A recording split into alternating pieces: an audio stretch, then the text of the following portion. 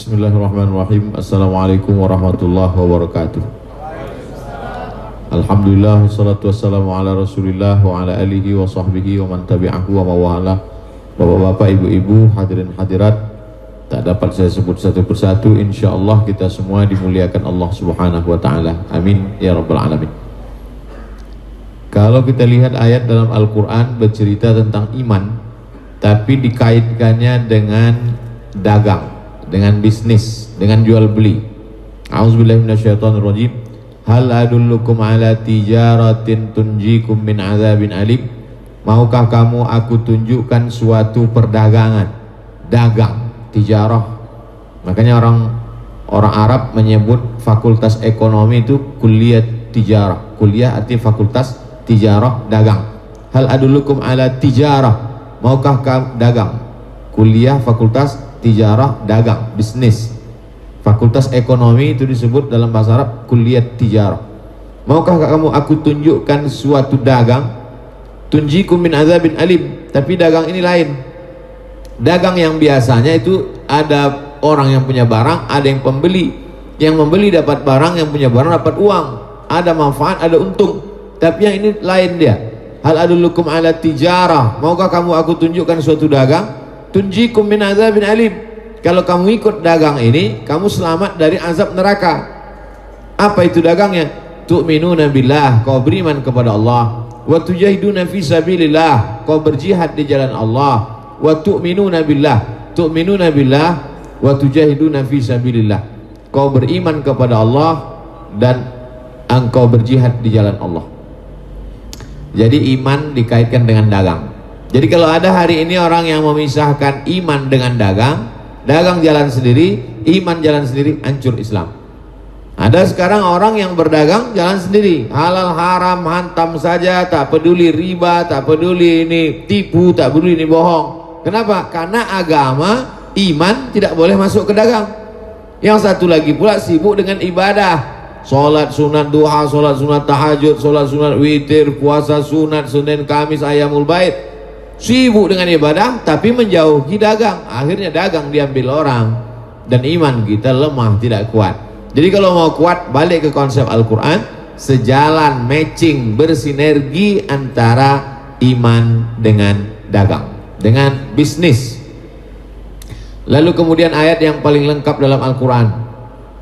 Tidak ada dalam Quran sholat isya 2 rakaat, 2 rakaat tidak berbunyi, 2 rakaat berbunyi, 4 rakaat pakai tasyahud awal, pakai tasyahud akhir. Tak ada. Tak ada ayat dalam Al-Quran sholat maghrib 3 rakaat, 2 rakaat berbunyi, 1 rakaat tidak berbunyi. Tak ada. Tapi ayat yang paling lengkap detail dalam Quran adalah kalau engkau menjalin transaksi hutang piutang. Al-Baqarah 282, satu halaman full. Ya ayyuhalladzina amanu, wahai orang beriman, idza tadayantum bidainin, kalau kau menjalin transaksi hutang piutang, ila ajalin musamma, sampai limit batas waktu tertentu, faktubuhu, tulis. Padahal kita tahu waktu zaman Nabi SAW tak ada kertas di kota Makkah. Al-Quran ditulis di pelepah korma, Al-Quran ditulis di batu, Al-Quran ditulis di tulang onta. Tapi ayat paling panjang dalam Al-Quran tentang tulis menulis hutang piutang, administrasi keuangan. Falyaktub bainakum katibun bil adli, ada satu orang penulis. Walyaktub bima kama allamahullah, hendaklah dia menulis sesuai dengan aturan yang sudah ditetapkan Allah. Wastashhidu syahidaini min rijalikum, hendaklah ada 2 orang saksi laki-laki. Illam yakuna rajulaini, kalau tak ada 2 orang laki-laki, farajulun, 1 orang laki-laki, wa imra'atani, 2 orang perempuan. Sedangkan saksi dalam nikah tak bisa dirubah, hanya 2 orang laki-laki. La nikaha, tidak sah nikah illa biwaliyin, kecuali dengan wali, wa syahidai adlin, 2 orang saksi yang adil, tak bisa diganti. Sedangkan dalam transaksi hutang piutang boleh 1 laki-laki tak ada, diganti dengan 2 perempuan. Apa maknanya? Jangan sampai terhalang transaksi bisnis hanya karena tak ada 2 saksi laki-laki, bisa digantikan dengan 2 perempuan. 1 laki-laki, 2 perempuan. Lalu kemudian ayat yang paling detail sampai diatur setengah, seperempat, seperenam, seperlapan. Walakum nisfu ma taraka azwajukum illam yakul lahunna walad. kau hai para laki-laki, suami dapat setengah harta istrimu kalau tak ada anak. Illam yakul lakum walad fa illa in kana lakum waladun, tapi kalau kamu punya anak, falakumur rubu, menikah dengan perempuan, meninggal perempuan itu tak ada anak, maka laki dapat setengah harta istri. Kalau ada anak, laki-laki dapat seperempat. Walahunnar rubu, kamu dapat seperempat kalau tak ada anak. In kana lakum waladun, tapi kalau suami punya anak, falahunna thumunu, maka istri dapat seperlapan, ibu dapat sepertiga, dalam kasus tertentu menjadi seperenam. Sepersepernya diatur dalam Islam, dalam ayat Al-Quran terkait dengan duit. Jadi kalau ada orang Islam mengatakan bisnis uruslah masing-masing, harta uruslah masing-masing, ini bukan ajaran Islam. Jadi saya urutkan pertama pembahasannya adalah tentang Al-Quran. Selesai Quran, pindah ke Nabi, karena urutannya Quran, Sunnah. Sunnah itu adalah total kehidupan Nabi Muhammad SAW. Muhammad punya ayah namanya Abdullah. Abdullah punya ayah namanya Abdul Muttalib. Abdul Muttalib punya ayah namanya Hashim. Hashim punya ayah namanya Abdi Manaf. Abdi Manaf punya ayah namanya Qusay. Qusay inilah yang membangun Darun Nadwah di kota Makkah. Dar rumah, Nadwah balai pertemuan, balai adat. Kalau kita sekarang anggota ke kantor parlemen, DPR provinsi, DPR kabupaten, DPR RI, DPD, tempat bertemunya kepala-kepala suku, itu dibangun, nama tempatnya Darun Nadwah. Yang membangun adalah Qusay, kakek kelima Nabi Muhammad bin Abdullah bin Abdul Muttalib bin Hashim bin Abdi Manaf bin Qusay. Jadi Nabi Muhammad SAW keturunan orang kaya, bisnismen yang membangun Darun Nadwah. Muhammad, anak Abdullah, anak Abdul Muttalib, seluruh orang yang datang ke kota Makkah Al-Mukarramah melaksanakan haji sebelum Nabi Muhammad lahir. Karena haji sudah ada pada zaman Nabi Ibrahim alaihissalam. Dari Nabi Ibrahim ke Nabi Muhammad SAW ada haji, tapi dirusak ritual itu dengan perbuatan-perbuatan syirik. Tapi tetap mereka datang setiap tahun berkumpul, dan di antara pelayan, penjaga kunci, pemegang kunci pintu Ka'bah itu adalah kakek Muhammad, Abdullah Abdul Muttalib. Makanya ketika datang serangan Abrahah mau menghancurkan dengan tentara bergajahnya, datanglah Abdul Muttalib membawa kunci pintu Ka'bah. Apa kata dia? Aku tak sanggup menjaga Ka'bah ini. Inna lihadzal baiti rabban yahmih, kuserahkan kuncinya kepada Allah yang menjaganya. Jagalah ya Allah, karena sudah diserahkan kepada Allah. Allah yang mengirimkan pasukan. Fa arsalna alaihim tayran ababil tarmihim bihijaratin min sijil. Qusay sudah, Abdul Muttalib sudah, sekarang masuk ke Abdullah. Walamma tamma min hamlihi syahrani ala ashhuril aqwalil marwiyah tufiya bil madinatil munawwarati abuhu Abdullah. Semua orang Sumatera Utara tahu itu. Kalau ditanya orang Medan tentang apa itu? Tentang mengayun anak gitu. Padahal ayat itu bercerita tentang syair Barzanji yang dibaca di Medan pagi, petang, siang, malam, acara mengayun anak, acara orang nikah, bercerita tentang walamma tamma min hamlihi, ketika dia 2 bulan dalam perut omaknya, tufiya bil madinatil munawwarati, meninggallah ayahnya di kota Madinah. Nama ayahnya itu tufiya bil madinatil munawwarati abuhu Abdullah. Nama ayahnya itu Abdullah. Abdullah pergi ke Madinah itu perjalanan apa? Bukan seminar. Abdullah pergi ke Madinah itu semua orang tahu dalam perjalanan dagang, bisnis. 2 bulan anak digandong, pergi suami ke Madinah, meninggal dia di sana, pulang. Hanya namanya saja. Itulah Muhammad SAW punya ayah bisnismen, ekonomi, entrepreneur, dan punya ibu perempuan yang sabar bernama Aminah. Dikandungnya lah sisa bulan-bulan mengandung anak itu sampai akhirnya lahir Sayyidina wa Maulana Muhammad sallallahu alaihi wasallam. Meninggal ayahnya, diasuh dia oleh ibunya, meninggal pula ibunya, diasuh dia oleh datuknya Abdul Muthalib, meninggal juga, diasuh dia oleh Abu Thalib. Lalu kemudian diceritakanlah oleh para ulama Ustadz Mubaligh waktu Maulid Nabi bahwa Nabi SAW dibawa dalam sebuah perjalanan karena panas terik, bernaung di atap gereja. Dari dalam gereja itu keluar pendeta namanya Bahira. Kata Bahira bertanya, "Hai Fulan, siapa anak ini?" Kata Abu Thalib, "Ini anakku." Kata pendeta Bahira, "Kalau betul kitab yang kubaca ini bukan anakmu, karena dalam kitab suciku Nabi terakhir itu ayahnya sudah mati waktu dia dalam kandungan. Berarti ini bukan anakmu." Kata Abu Thalib bertanya, "Dari mana kau tahu Bahira?" "Karena begitu tertulis dalam kitab suciku." Maka apa kata Allah dalam Quran? "Alladzina atainahumul kitaba ya'rifunahu kama ya'rifuna abna'ahum." Mereka pendeta-pendeta yang kami berikan Alkitab itu mengenal Muhammad SAW sebagaimana mereka mengenal anak kandung mereka sendiri.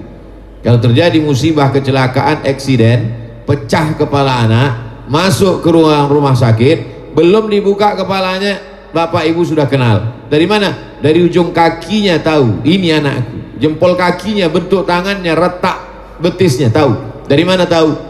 Alladzina atainahumul kitaba, mereka yang dapat Alkitab itu mengenal Muhammad SAW lebih daripada anak kandung mereka sendiri.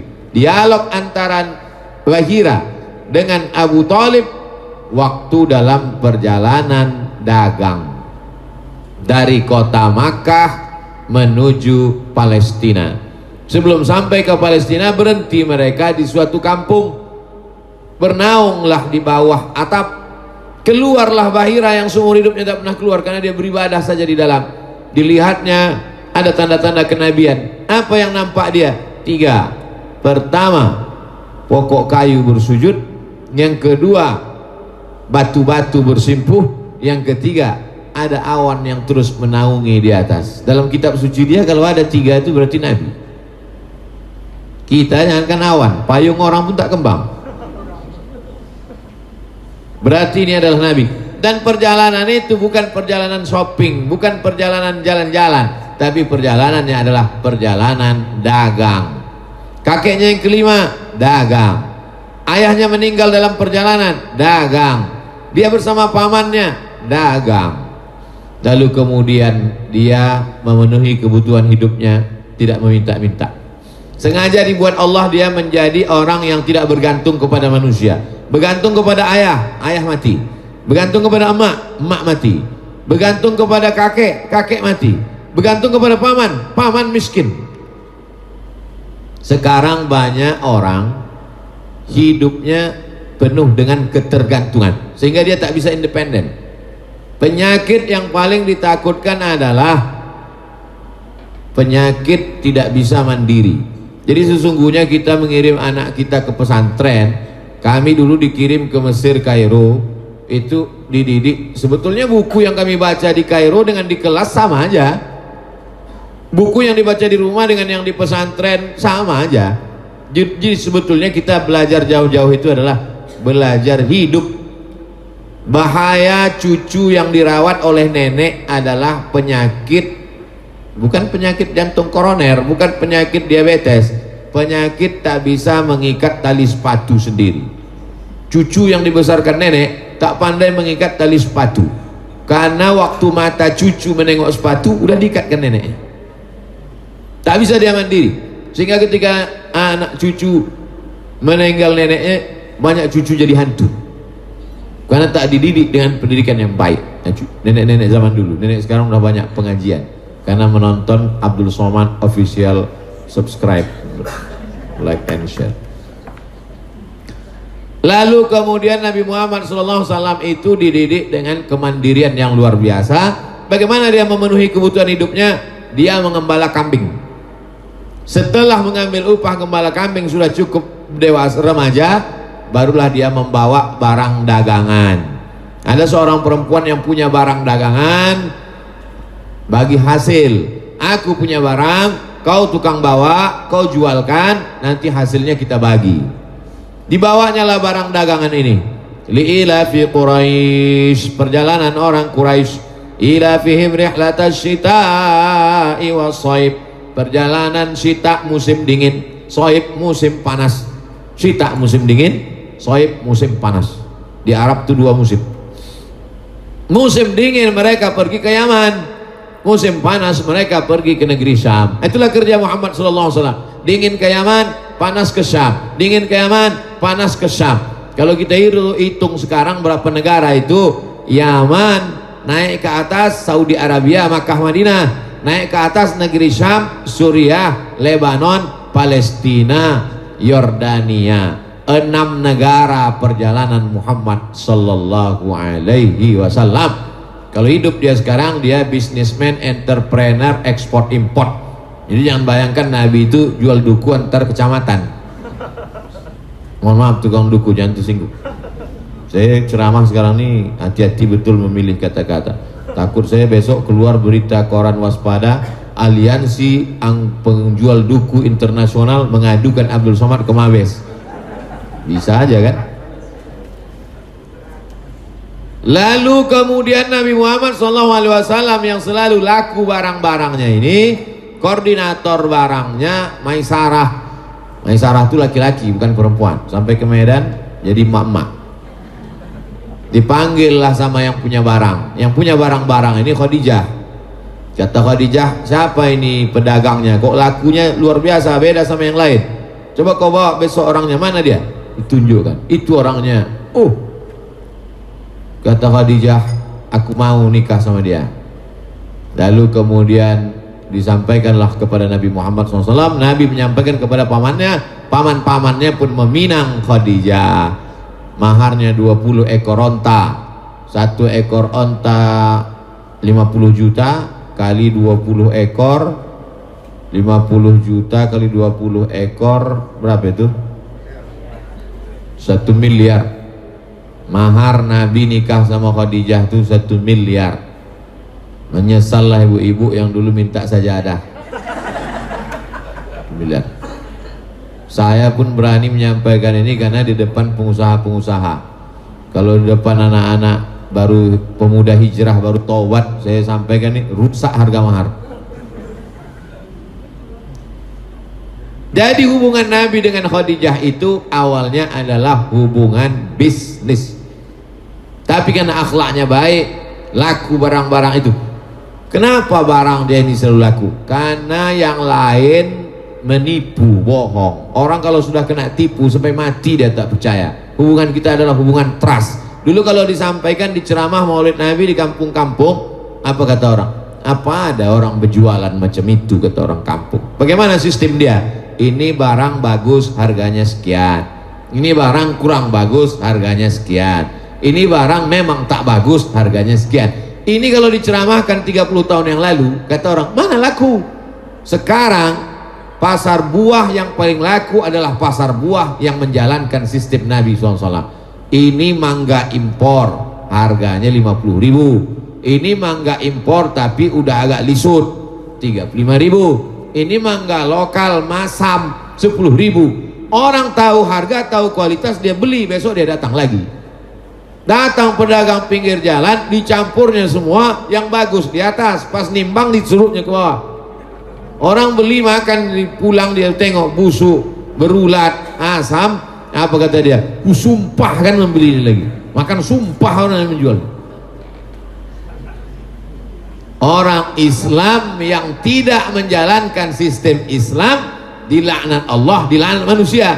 Orang tak Islam menjalankan sistem Islam, laku barang-barangnya.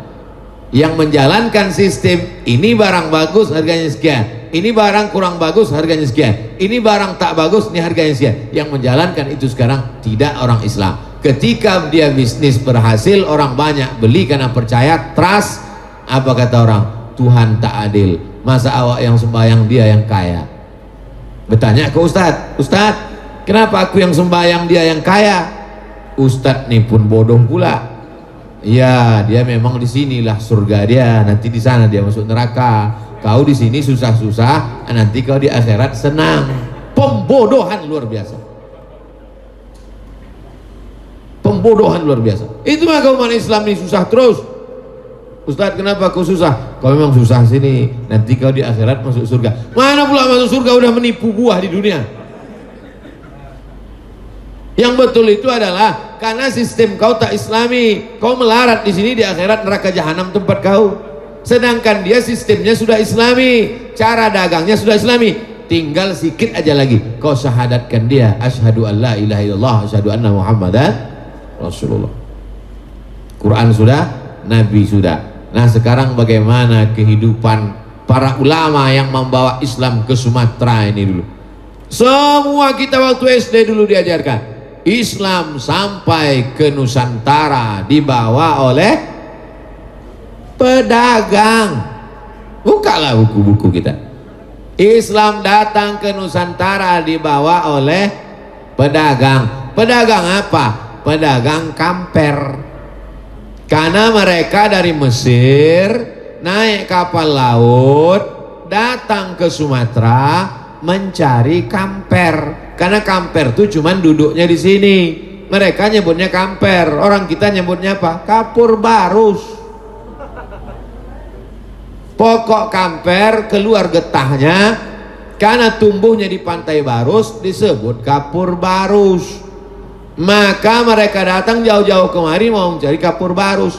Kapur barus kalau dimasukkan ke dalam lemari, kecoa tak masuk. Karena kecoa tak tahan mencium kapur barus. Lalu untuk apa orang Mesir memberi kamper itu? Dipasang untuk jenazah, supaya jenazah tak busuk, untuk membuat mumi. Sudah kita tonton filmnya Mummy Return. Maka jangan anak kita suruh panggil mumi. Mumi, mumi. Mumi itu mayat hidup. Jadi hebatnya Pulau Sumatera ini adalah menumbuhkan kapur. Makanya kata Profesor Dr. Nakwib Al-Attas, guru besar sejarah tasawuf di IIU, International Islamic University, salah satu kata serapan Indonesia Nusantara yang masuk ke Arab adalah kafur. Kafur. Kata Arab yang masuk ke Indonesia banyak sekali. Dewan Perwakilan Rakyat, itu semuanya bahasa Arab. Diwan, kantor. Wakil, wakil. Raiyah, rakyat. Jadi DPR itu yang bahasa Indonesianya cuman persamaan. Yang lain itu bahasa Arab saja. Tapi bahasa Arab yang bahasa Nusantara yang masuk ke dalam bahasa Arab cuman satu, kafur. Makanya orang Arab menyebut dalam fikih jenazah itu dimandikan pakai daun sidir. Kalau tak ada daun sidir, pakailah kafur. Yang dimaksudnya kafur itu apa? Kapur barus, bukan kapur sirih, bukan kapur tulis. Jadi sebelum Nabi Muhammad SAW datang, zaman Nabi Musa, Fir'aun, itu orang Mesir sudah sampai ke Sumatera, transaksi jual beli kafur tadi dan lain-lain. Barang yang tak ada di sana mereka bawa ke sini, barang yang ada di sini mereka bawa ke sana, dipukul ombak, diempas gelombang. Jadi jangan heran ketika ditemukan di Pantai Barus ada batu nisan, nama di situ Fatimah, tahun 200 Hijrah. Artinya apa? Bahwa orang Islam sudah sampai ke Pulau Sumatera pada sebelum Nabi Muhammad. Orang Arab sudah sampai, setelah Nabi Muhammad orang Islam sudah sampai. Urusan dia apa kemari? Mencari usaha bisnis dagang. Beda sama Belanda. Belanda datang kemari bukan dagang. Belanda adalah mau menguasai, mau menjajah, mau menghancurkan, mau membunuh dan lain sebagainya. Makanya Islam kita datang dengan ramah. Hampir semua pesisir di Nusantara Islam. Kalimantan, Pontianak, turun ke bawah Kalimantan Selatan, naik ke atas Kalimantan Timur, itu semua pesisir Islam. Tapi ketika di tengah tidak. Kenapa? Karena ulama yang datang itu dulu naik kapal laut, berhenti dia di pantai, maka semua pantai pesisir Islam. Sumatera, Pulau Sumatera, Aceh pesisir, mau labuh, yang ke kanan turun ke bawah Langkat, turun ke bawah Tanjung Balai, turun ke bawah Siak Sri Indrapura, turun ke bawah Jambi, turun ke bawah Palembang, semua pesisir nih Islam. Pas naik ke gunung tak sampai Islam. Sulawesi juga begitu, pesisir Sulawesi Selatan, Palu rata-rata Islam. Papua, ternyata Papua Barat yang mengarah ke Sulawesi, Sorong, Fak-Fak, Raja Ampat, Kaimana, Islam. Raja Ampat, karena memang ada 4 raja yang besar. Salah satu rajanya datang saya ke rumahnya, namanya Raja Patipi. Sampai saya ke rumahnya, Tuan Raja Patipi, aku mau melihat Quran yang paling tua di Papua ini. Dibukakannya lah, dibuat dari kertasnya kulit kayu, lalu kemudian sampulnya kulit rusa, disampul dengan kain sorban. Setelah dibukanya, lihatlah, dari mana ini Raja Patipi? Kata Tuan Raja Patipi, ini dari kerajaan Aceh. Sampai orang Aceh ke Papua membawa Islam. Saya aja naik pesawat 8 jam 3 kali transit, gemuk kaki saya baru sampai, turun darah ke kaki. Artinya apa? Bahwa mereka dulu menyebarkan ini lewat dagang, tapi mengatakan Islam dibawa pedagang tak betul. Yang betul adalah Islam dibawa ulama yang berdagang. Karena kalau dibawa pedagang dia jahil, tak tahu agama. Islam dibawa oleh para ulama-ulama yang mayoritas sebagian besarnya adalah pedagang. Dan begitu dia sampai, dia membangun peradaban Islam. Sampailah hari ini. Jadi saya sudah urutkan dari mulai Al-Quran, setelah Al-Quran kehidupan Nabi Muhammad SAW, setelah kehidupan Nabi, lalu aplikasinya oleh manusia di Nusantara sampai hari ini. Nah sekarang kita lihat kenyataan di Indonesia, diperkecil lagi di Pulau Sumatera, dikecil lagi di Medan, diperkecil lagi di ruangan ini. Apakah kita sudah mengusahakan segala kebutuhan kita? Berawal dari air minum. Air minumnya ternyata bukan produk kita. Mestinya di depan saya ini air minumnya air minum santri, air minum Ainikwa. Kenapa? Karena dengan meletakkan air minum ini di depan saya, lalu kemudian direkam, lalu kemudian di-share, setiap orang menonton, iklan gratis untuk produk air minum. Lalu kemudian jambangannya di depan, ternyata sekarang lagi musim keladi. Keladinya bukan produk kita, keladinya plastik made in China, keladi impor. Oh Ustadz, kenapa Ustaz kritik-kritik? Bukan kritik, saya mau menyatakan bahwa kita tidak memakai produk memasarkan. Padahal dalam Islam dari mulai bangun tidur orang masuk kamar mandi, mau sholat subuh, tahajud, gosok gigi. Laula an asyqa ala ummati, kalau tidak memberatkan bagi umatku, la amartuhum bisiwak, kusuruh mereka bergosok gigi. Gosok gigi odolnya punya umat Islam, sikat giginya umat Islam. Dia mandi pakai sabun, sabunnya produk umat Islam. Dia pakai sampo, sampunya produk. Oh inilah Abdul Somad anti kebinekaan, anti NKRI. Munculnya isu-isu itu kan gara-gara saya mengusik masalah ekonomi. Video yang paling marah orang adalah video saya ngajak mari belanja ke warung tetangga. Kalau saya ngajak selawat, orang tak marah. Silakan kalian selawat rame-rame di jalan, silakan kalian selawat rame-rame di tanah lapang. Bagus, makin ramai orang makin laku produk kami, kata dia. Tapi begitu Abdul Somad mengajak belanja ke warung tetangga, ini berbahaya. Betul kata pesan Buya Muhammad Nasir dulu. Apa kata beliau? Islam ibadah, biarkan. Islam ibadah ritual, biarkan. Islam ekonomi, awasi. Islam politik, habisi. Kenapa? Karena mengancam priuk belanga orang lain. Nah, jadi judul malam ini adalah judul yang berbahaya. Mestinya judulnya marilah kita hidup ikhlas. Nyawa sekalian, mari kita ikhlas. Udah banyak yang kena COVID, kita ikhlaskan aja. Bapak-bapak dilarikan pelakor, ibu-ibu ikhlas, lapang dadanya. Jadi memang tema-tema ceramah, tema-tema kajian mestilah tema-tema yang menghidupkan semangat, adrenalin, memancing. Supaya apa? Kada al-faqru ayakuna kufran. Hampir saja kefakiran. Fakir itu membuat orang menjadi kafir. Luar biasa. Ada namanya teori bubur panas. Apa itu teori bubur panas? Bubur panas di tengah mangkok disendok dari samping. Karena tak mungkin langsung sendok dari tengah, panas, luka lidah. Sendok dari samping. Suatu kota kalau mau dirusak akidahnya, mau dihancurkan, sendok dari samping. Daerah kawasan fakir miskin dirusak, baru sampai ke tengah. Kalau sudah kelilingnya kena, habislah dia.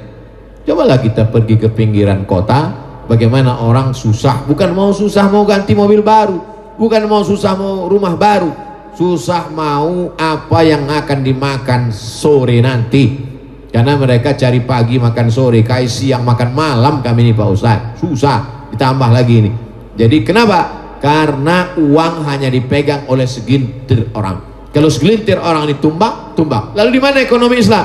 Ekonomi Islam adalah pemerataan. Setiap orang punya uang, setiap orang punya ekonomi mapan, sehingga kalau yang besar-besar tumbang, yang kecil tetap bisa hidup. Itulah yang disebut orang sekarang dengan UMKM, unit usaha kecil mandiri.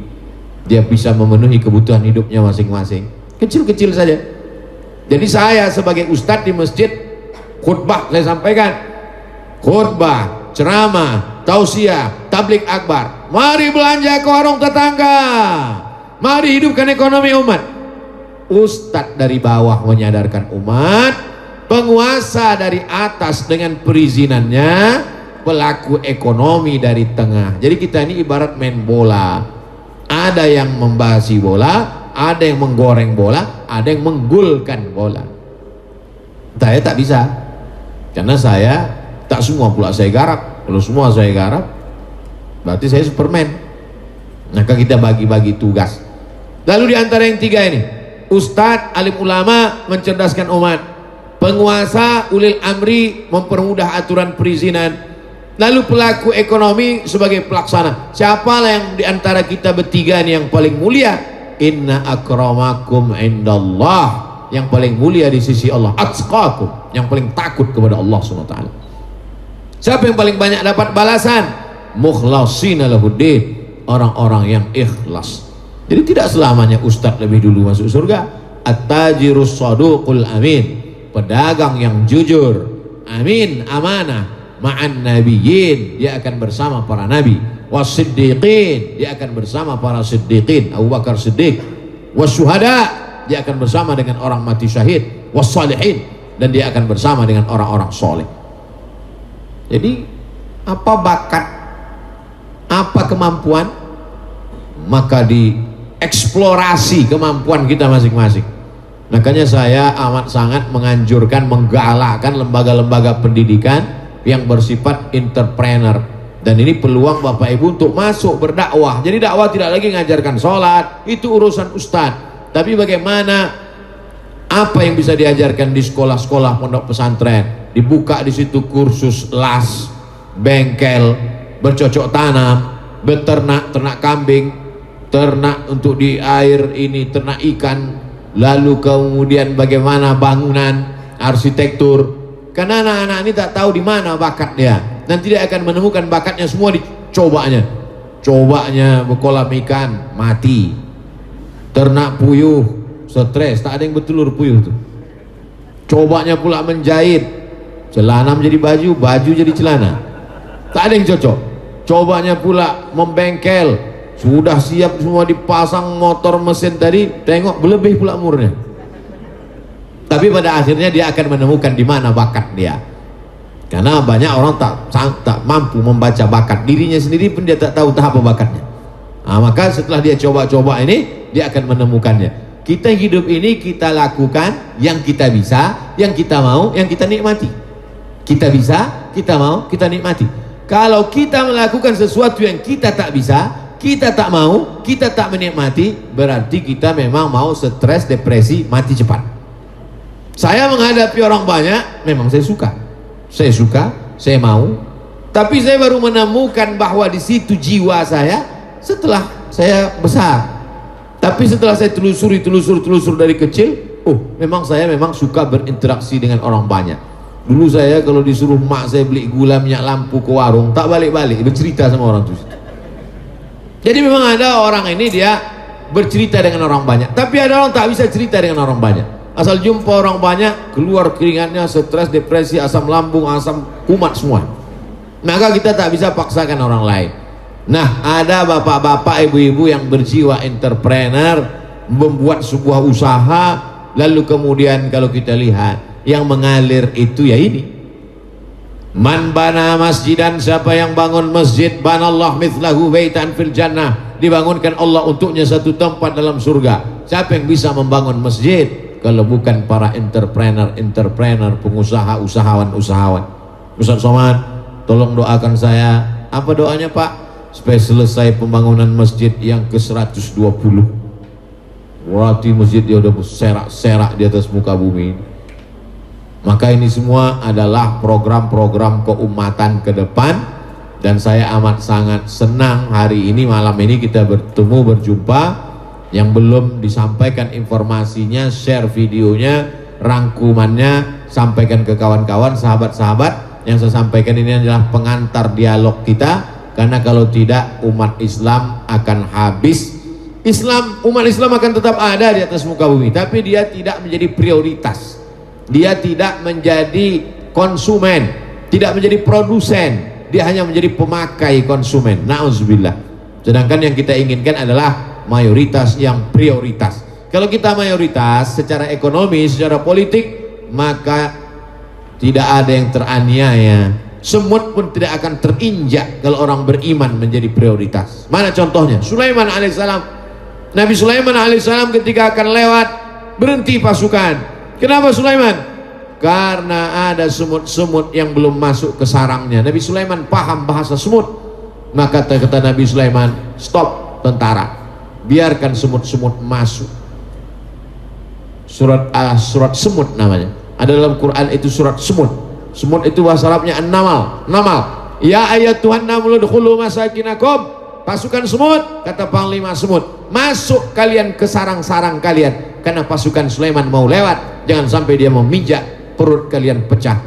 Apa maknanya? Pemimpin mesti mengerti bahasa semut, mengerti bahasa orang kecil. Pemimpin mesti mendengar. Maka kalau orang beriman, berkuasa, orang beriman, punya usaha, maka tidak akan ada semut yang mati kelaparan. Tapi ketika orang tak takut kepada Allah, manusia pun dipandangnya sebagai semut. Nyawa manusia sama macam nyawa semut. Nyawa manusia sama macam nyawa nyamuk dibuatnya. Maka begitulah pentingnya Islam. Kalau ada pengusaha Islam, ada pengusaha muslim, ada penguasa muslim yang menjalankan Islam, maka sesungguhnya dia tidak menjadi ancaman bagi orang yang tidak Islam. Karena semut pun terjaga. Wa ma arsalnaka illa rahmatan lil alamin. Semesta alam mendapatkan rahmatnya.